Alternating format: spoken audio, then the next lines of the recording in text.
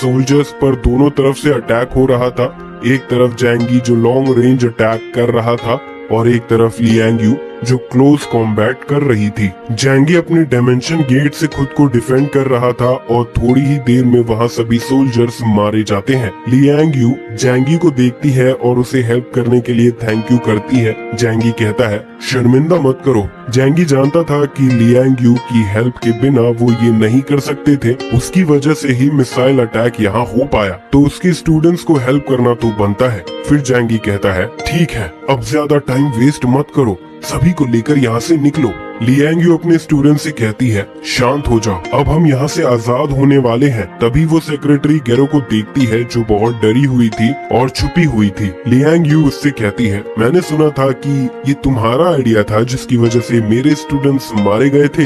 गेरो बहुत डर जाती है और रिक्वेस्ट करने लगती है प्लीज मुझे माफ कर दो, मैं तो बस ऑर्डर्स फॉलो कर रही थी। वो सारे डिसीजंस लॉर्ड चिनशिनयन ने लिए थे। तभी सैकियन जो इस बात के गुस्से से भरा हुआ था कि उसे एक्सपेरिमेंट में बहुत सारा टॉर्चर सहना पड़ा था, वो गेरो के पास आकर खड़ा हो जाता है। वो बिना कुछ कहे एक नाइफ निकालता है और गेरो को मार देता है और फिर कहता है तुम्हारे जैसे इंसान को कभी माफ नहीं करना चाहिए। लियांग यू जैंगी से कहती है थैंक यू, तुमने अपना प्रॉमिस पूरा किया और स्टूडेंट्स को बचाने में मेरी हेल्प की। अब मैं तुम्हारे लिए और क्या करूं? फिर जैंगी उससे कहता है हमने एंट्रेंस के सभी गार्ड्स को खत्म कर दिया है, टाइम वेस्ट मत करो और जल्दी यहाँ से निकलो। फिर जैंगी अपने स्पेस से 2 बैग्स निकालता है और बताता है एक में एनर्जी बार्स है और एक में फ्यूल है ताकि तुम आग लगा सको। यहाँ से 5 किलोमीटर दूर साउथ ईस्ट की तरफ जाओ, वहाँ एक डिस्ट्रिक्ट है, वहाँ रुकना, मैं तुमसे वहीं मिलने आऊंगा। और फिर वो लियांग यू से कहता है लेकिन तुम अभी नहीं जा सकती हो,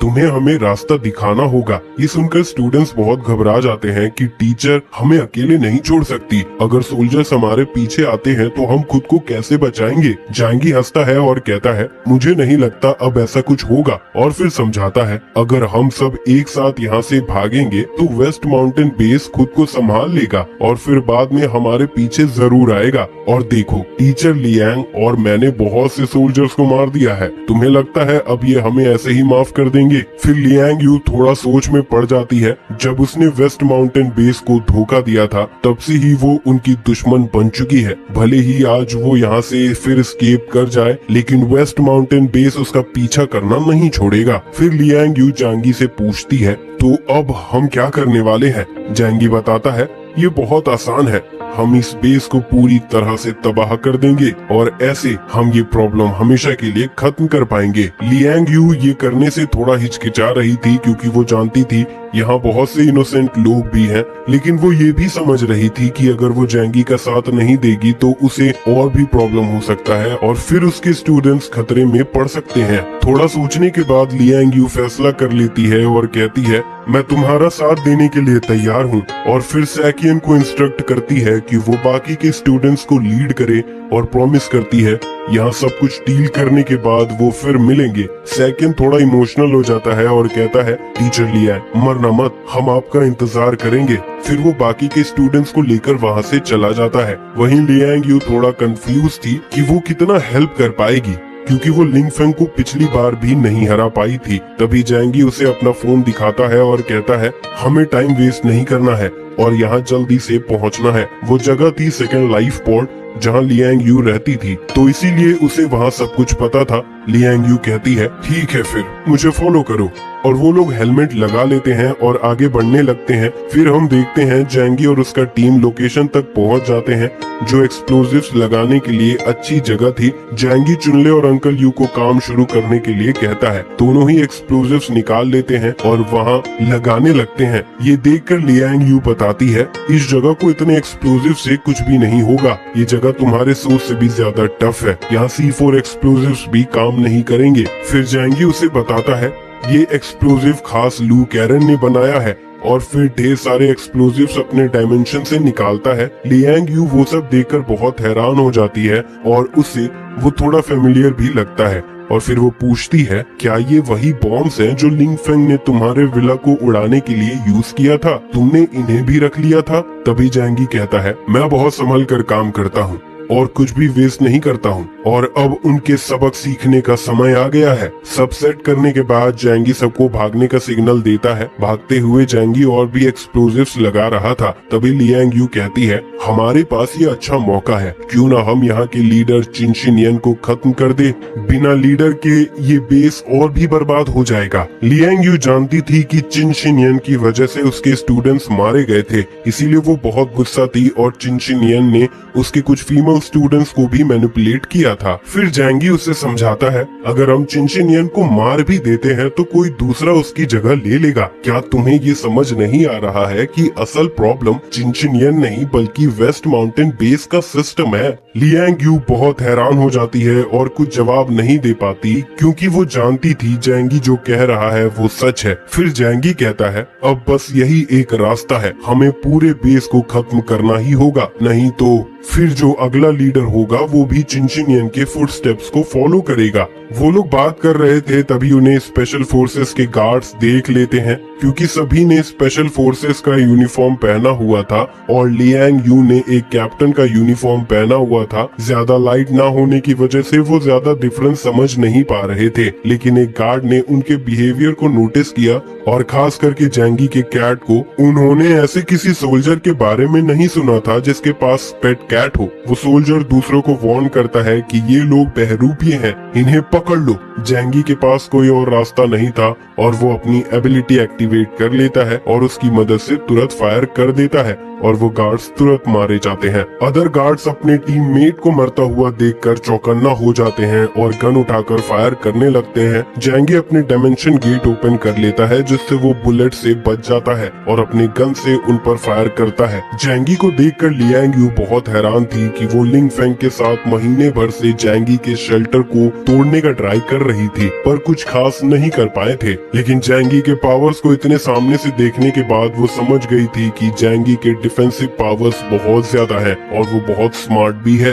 तभी शिन हाओ चिल्लाकर सबको बताता है, ये एक स्पेशल एबिलिटी है, ये आदमी जैंगी है, शूट करना बंद करो और छुप जाओ। शिन हाओ जानता था कि जैंगी के साथ लड़कर वो टाइम और एनर्जी वेस्ट करेंगे। जैंगी सोचता है, ये लोग मुझे पहचान गए, लेकिन अब बहुत लेट हो चुका है, और फिर अपने डायमेंशन में जो बुलेट्स उसने एब्जॉर्ब किए थे वो वापस उनकी तरफ भेज देता है और वो बुलेट्स सोल्जर्स पर बरसने लगते हैं। बहुत सारे सोल्जर्स मारे जाते हैं और कुछ सोल्जर्स डेड बॉडीज के पीछे छुपकर बचते हैं। सबको डिस्ट्रैक्ट करने के बाद जैंगी और उसकी टीम जाने लगते हैं। जाते हुए जैंगी वहाँ ग्रेनेड्स फेंक देता है और वहाँ एक बड़ा सा एक्सप्लोजन होता है। भागते हुए जैंगी सोचता है कि अब हमें जल्दी करना होगा। इस एक्सप्लोजन से वहाँ और भी गार्ड्स को पता चल गया होगा। अगर वो सभी यहाँ आ गए तो मैं एक साथ मल्टीपल एंगल्स कवर नहीं कर सकता हूँ। तभी जैंगी देखता है कि वहाँ के लाइट्स जलने लगे हैं। जैंगी समझ जाता है कि बेस का इलेक्ट्रिसिटी वापस आ रहा है। जैंगी जानता था कि वेस्ट माउंटेन बेस का सिस्टम पूरी तरह से ऑन होने के बाद वो एक्सप्लोजिव्स डिस्कवर कर सकते हैं, पर वो ये भी जानता था कि वो एक साथ सारे एक्सप्लोजिव्स को डिफ्यूज नहीं कर सकते हैं, तो उन्हें भागने का तब भी मौका मिल सकता है। जैंगी और लियांग यू के बारे में चिन शिनयन को रिपोर्ट मिल जाता है, जिसे सुनकर वो बहुत गुस्सा हो जाता है और उन्हें मारने का ऑर्डर दे देता है और उनसे खुद डील करने के लिए वो अपना कॉम्बैट सूट पहन लेता है। वो जैंगी को कर्ज करता है, बच्चे, आज मैं तुम्हें तुम्हारे घमंड के साथ खत्म कर दूंगा। तुम यहाँ मेरे इलाके में हो, तुम बचकर तो बिल्कुल भी नहीं जा पाओगे। मैं तुम्हें प्रोटीन शेक बनाऊंगा। लिंग फेंग भी अपनी टीम को रेडी कर लेता है और वो बहुत गुस्सा था अपने भाइयों का बदला लेने के लिए। वो जैंगी को हमेशा के लिए खत्म करने को तैयार था, लेकिन सेकेंड लाइफ पॉड में बहुत सारे एक्सप्लोजिव्स लगे थे। हालांकि इतने एक्सप्लोजिव्स काफी नहीं थे कि वो दीवारों को डिस्ट्रॉय कर सके और बेस को गिरा सके, लेकिन एक्सप्लोजन अंदर के काफी ऑक्सीजन को कंज्यूम कर लेगा, जिससे अंदर का टेम्परेचर बढ़ने लगेगा और अंदर सभी लोग मरने लगेंगे। पर लिंग फेंग को इससे ज्यादा फर्क नहीं पड़ता और वो सभी को ऑर्डर देता है कि वो बॉम्ब डिस्पोजल एक्सपर्ट्स को बुलाएं, ताकि वो खुद बाहर जाकर जैंगी का सामना कर सके। उसके लिए जैंगी को मारने से ज्यादा जरूरी कुछ भी नहीं था। वहीं भागते हुए जैंगी और उसकी टीम हर मोड़ पर नए मुसीबतों का सामना कर रहे थे। उन्हें हर तरफ आर्म सोल्जर्स मिल रहे थे। सोल्जर्स को ऑर्डर मिला हुआ था कि वो जैंगी को उलझाए रखे ताकि लिंग फेंग और चिनशिनयन उस तक पहुंच सके। वो लोग जैंगी पर फायर करने की जगह दूसरों पर कर रहे थे क्योंकि वो जानते थे कि जैंगी पर इसका कोई असर नहीं होगा। तभी अंकल यू कहता है, मैं इन्हें संभालता हूँ। अंकल यू अपना पावर एक्टिवेट करता है जिससे उसका मसल ग्रो करने लगता है और उसका कॉम्बैट सूट फट जाता है। फिर वो तेजी से सोल्जर्स को मारते हुए आगे बढ़ने लगता है और उस पर बुलेट्स का भी कोई असर नहीं हो रहा था। अंकल यू बिल्कुल टैंक बन चुका था और उसे कोई भी नहीं रोक पा रहा था। जैंगी उसे देखकर बहुत हैरान था क्योंकि उसने नहीं सोचा था कि यू का बॉडी बुलेट्स को भी विथस्टैंड कर लेगा। वो अंकल यू को संभल कर रहने कहता है। अंकल यू हंसता है और कहता है, चिंता मत करो, ये तो कुछ भी नहीं है। अंकल यू अपने एबिलिटी के बारे में काफी कुछ समझ गया था कि उसका सेल्फ हीलिंग एबिलिटी उसे मरने से भी बचा सकता है। तभी उनके सामने स्पेशल फोर्सेस के सोल्जर्स आ जाते हैं। जैंगी उनमें से दो को पहचान लेता है, शिनहॉन और यूलैंग, क्योंकि वो पहले टीम का हिस्सा थे जिसने जैंगी के विला पर अटैक किया था। जैंगी ने उनके सारे टीममेट्स को मार दिया था और बस यही दोनों ही किस्मत से बच गए थे। शिनहॉन बहुत गुस्सा था और कहता है, जैंगी आज तुम मेरे हाथों से नहीं बचोगे। शिनहॉन और यूलैंग दोनों ही आर्टिफिशियली म्यूटेटेड सोल्जर्स थे जिन्हें लिंग फेंग के सेल से पावर्स मिले थे। जैंगी के एबिलिटीज को जानते हुए वो गन का यूज नहीं करते। अंकल यू उनके आगे आ जाता है और कहता है, अगर तुम्हें जैंगी तक पहुंचना है तो पहले मेरा सामना करना पड़ेगा। वो सोल्जर्स जरा भी टाइम वेस्ट नहीं करते और अंकल यू पर अटैक कर देते हैं। अंकल यू बिना ज्यादा एफर्ट्स लगाए बस एक ही आर्म से उन्हें मारकर दूर भेज देता है और सभी के सभी वॉल्स में घुस जाते हैं और मूव भी नहीं कर पाते। जैंगी उन्हें देखकर हंसता है और कहता है, ये है चिंदी म्यूटेंट्स। इन्हें लगता है ये नेचुरल म्यूटेंट्स को हरा सकते हैं। क्या मजाक है, इनके साथ तो यही होना था। ये सुनकर अंकल यू बहुत कंफ्यूज हो जाता है। उसे ये सब कुछ भी पता नहीं था। उसका बॉडी म्यूटेशन से और भी स्ट्रॉन्ग होता जा रहा था और ऐसे आर्टिफिशियली म्यूटेंट्स का बॉडी खराब होता जा रहा था। असल में म्यूटेटेड सेल्स उनके बॉडी के नॉर्मल सेल्स को खा जाते हैं। इससे उनका बॉडी और वीक होते जाता है। ये जानकर अंकल यू थोड़ा उदास हो जाता है क्योंकि अपने पावर्स अवे करने के बाद उन्हें कभी किसी से रियल फाइट करने का मौका नहीं मिला। उसने अब तक सिर्फ अपने से वीक अपोनेंट्स का ही सामना किया है। जैंगी उसे बताता है, मुझे लड़ाई करना बिल्कुल पसंद नहीं है। क्या हम शांति से नहीं रह सकते हैं? झूठ का लड़ाई झगड़ा बढ़ाना क्यों है? वो लोग आगे बढ़ रहे थे और तभी उनके सामने कोई आता है और कहता है, क्या तुम लोग भागने के बारे में सोच रहे हो? ये इतना भी आसान नहीं होगा। वो आदमी अपने साथ एक एक्सप्लोसिव टैंक जैसा कुछ बैक में कैरी कर रहा था। उसके सूट में गोल्ड स्टार्स भी थे जो उसके रैंक को इंडिकेट कर रहे थे कि वो एक टीम लीडर है। जैंगी उसे पहचान लेता है कि ये फॉन्जून है। इसका कोड नेम है फायरमैन। जैंगी तुरंत अपना डायमेंशन गेट भी ओपन कर लेता है। फॉन्जून अपना अटैक प्रिपेयर करता है और उनकी तरफ भेज देता है। जैंगी उसके फायर अटैक को पूरी तरह से एब्जॉर्ब कर लेता है, लेकिन फॉन्जून अटैक करना बंद नहीं करता। जैंगी समझ जाता है कि ये उसकी चाल है। जैंगी अपना डायमेंशन गेट को ओपन करके फंस चुका था और अब वो मूव भी नहीं कर सकता और जो फायर वो रिलीज कर रहा है उसका टेम्परेचर भी बढ़ता जा रहा है, जिससे अगल बगल सब कुछ पिघलने लगा था। अगर जैंगी अपना गेट क्लोज कर देता है तो सभी मर जाएंगे और ऐसे में और भी स्पेशल फोर्सेस के मेंबर्स आ जाएंगे उन पर अटैक करने के लिए। जैंगी पूरी तरह से फंस चुका था और चिल्लाता है, मोटू अब तुम्हारी बारी है। इसके बाद हम देखते हैं जैंगी के गेट के पीछे से ढेर सारे आइस प्रोजेक्टाइल्स का अटैक हो जाता है। फॉन्जून अटैक को डॉज कर लेता है और उनका मजाक उड़ाता है और फिर वो अपने कैनिस्टर के अंदर का सामान बाहर निकालने लगता है। वो एक स्पेशली फॉर्मुलेटेड फ्लूइड था जो इग्नाइट करने पर एक्सप्लोजिव जैसा काम कर सकता है। वो पूरे कॉरिडोर को इस सब्सटेंस से कवर कर देता है और फिर थोड़ा पीछे हटने के बाद उसमें आग लगा देता है। फॉन्जून फ्लेम के बीच में खड़ा था और उसे कोई भी फ्लेम्स टच नहीं कर रहे थे। फिर वो कहता है, हमारा टीम लीडर जल्द ही यहाँ पहुँच जाएगा। चलो देखते हैं तुम ये कब तक झेल पाते हो।